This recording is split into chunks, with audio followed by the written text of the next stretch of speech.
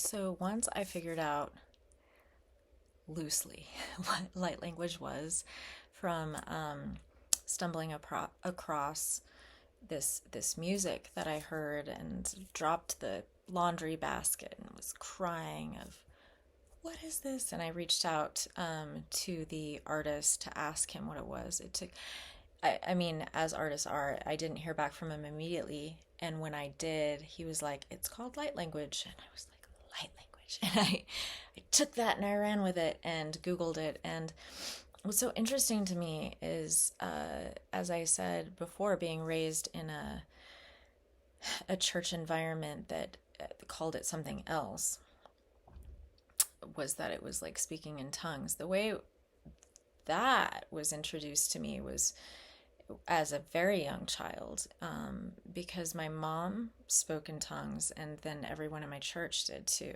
And it was kind of just like part of the package of like that church. If you went there, there were some certain elements that were standardized of like during worship service, people would usually have their hands raised and they'd be crying. Some people would fall over and shake. Some people would be speaking in tongues. Other people would be interpreting what the people in tongues were saying. It's usually around prophecy of like something that was coming that was scary or dangerous. It's all quite terrifying for a child. I mean, there are plenty of kids that grew up in that atmosphere and it was not terrifying for them. I don't know. I think the way this happened for me, when I was in a bath and a meditation and I just started speaking it, it was such a beautiful experience. It was like a gift. It was like, here, young child, you have this new thing. Have fun with it, you know? It brought up some challenging thoughts. In therapy, we call it cognitive dissonance.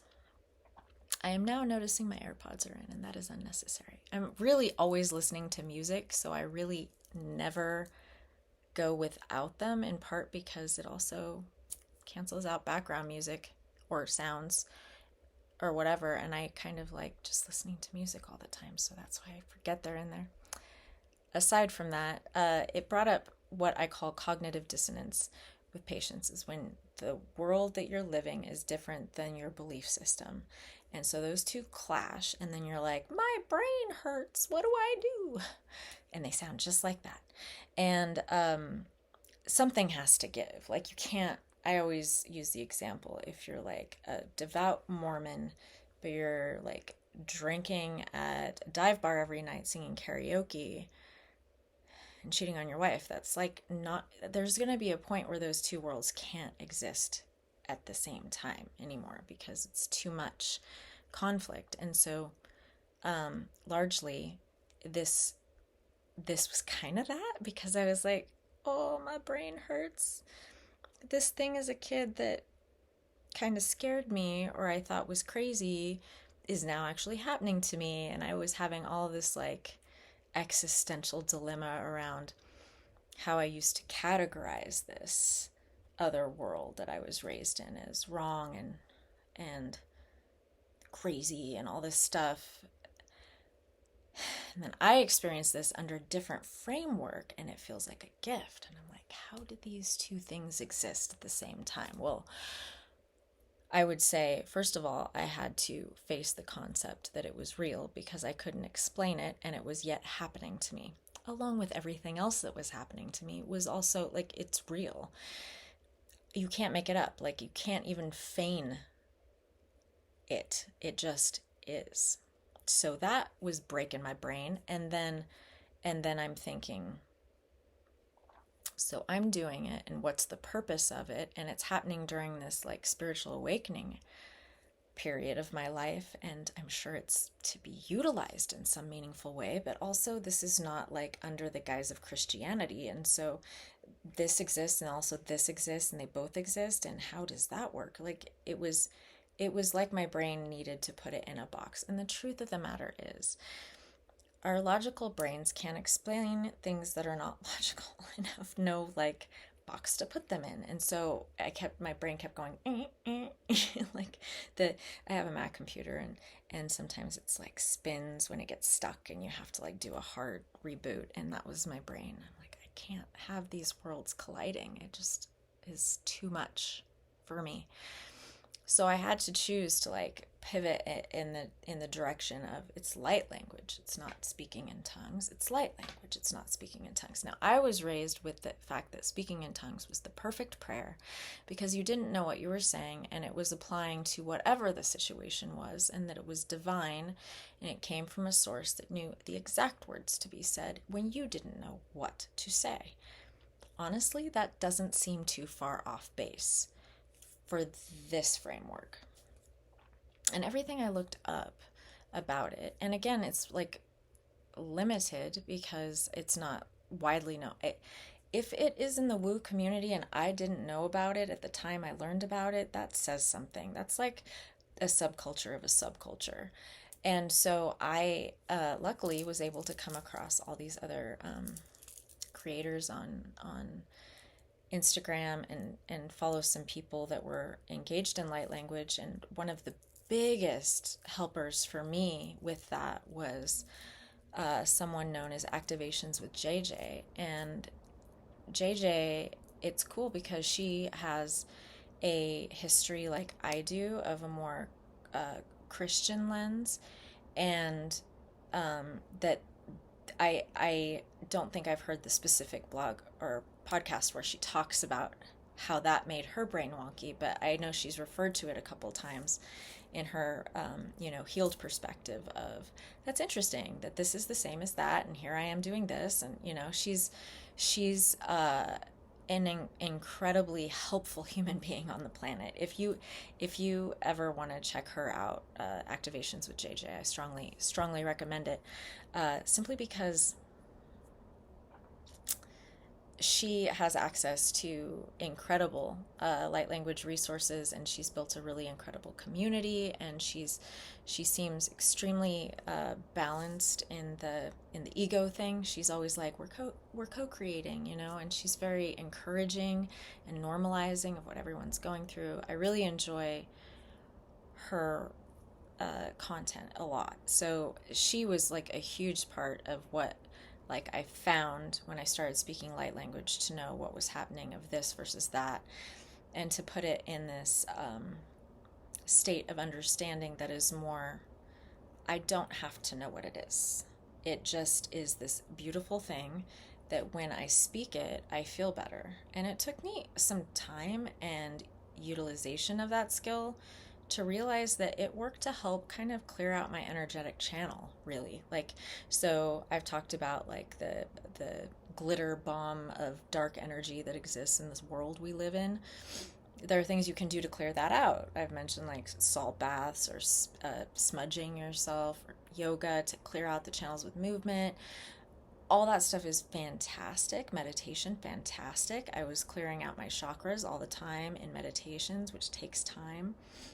Or it did initially, and now it's very quick. But this skill actually just goes bam. I just speak it and I'm clear. And that saves a lot of time, and it's also really cool because sometimes I have a standard language, and then I have these others that'll come out spontaneously. I've been around dark junk. I've got some vibes off someone in let's say a florist shop, for example, once, and I feel like, ew, what was that? Get into my car, I start speaking a language that does not sound like my regular one, and it sounds almost like it's going to threaten war towards somebody, and it's really indigenous and guttural, and I'm like, what is happening? Or it may be really light and bubbly and sound kind of like a fairy. There are a lot of different ones that have come out of my mouth, and I'm just like, I don't know what's happening. I'm just gonna go with it, and it's really exciting. But so to come into reconciling the fact, I'm gonna give you a secret. There is no one truth that's limited to a box, because we try to overcomplicate matters by this plus this equals definitely this. There's either Jesus, or there's Buddha, or there's Krishna, or there's not all of them. There can only be one. One of the metaphors I heard that I really liked was if, like, God source, the all, is like a body, maybe Krishna is like the big toe, you know? And maybe Muhammad is the baby finger. There's a lot of things that make up a whole body that are unique and individual things. And to limit God, should we do that? I don't know. I think that's kind of human of us to do, but we get caught up in the minutia of the, no, it's this, no, it's this. And that conflict is so unnecessary when, you know what? Light language and speaking in tongues can both exist. And it is the language that separates them and the vibration that separates them in what their use is for.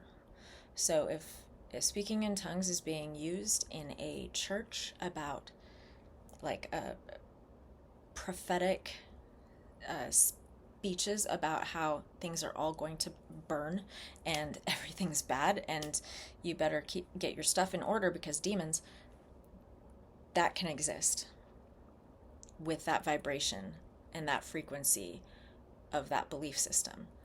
But this can too at the exact same time, and that's okay. And so this to me feels like warmth and unconditional love and protection and just like overflowing gifts of things that cannot be defined. It adds mystery, magic, joy, happiness, all of that stuff. But it sounds like you could put it over here, but it just exists. So don't get limited, I would say, to don't limit source energy. Don't limit the divine to be this or that. I think, like I've said before and will continue to say until the end of time, is that we match the vibration we're at. So my vibration's super high. I vibe with these languages that are just beautiful and make everything feel good. Those scary ones that I experienced as a kid were all fear-mongering related, and not, I don't think intentional. I don't think people are actually like trying to make everyone afraid. I think that they're afraid and that's what's coming out. Like, so honestly, that's not judgment at all. It's more compassion for, it's a really hard paradigm to live in when you think everything is gonna burn and that you're going to suffer and potentially be killed for your faith. Like, that's terrifying. So I have a lot of compassion for that, but it's also really great to not have those fears and to just feel kind of like protected and loved and also curious and creative and excited and gifted. So I'll speak more about as I started to understand what it was soon. This is just another little snippet of how I was reconciling those opposing universes. So I hope that helps.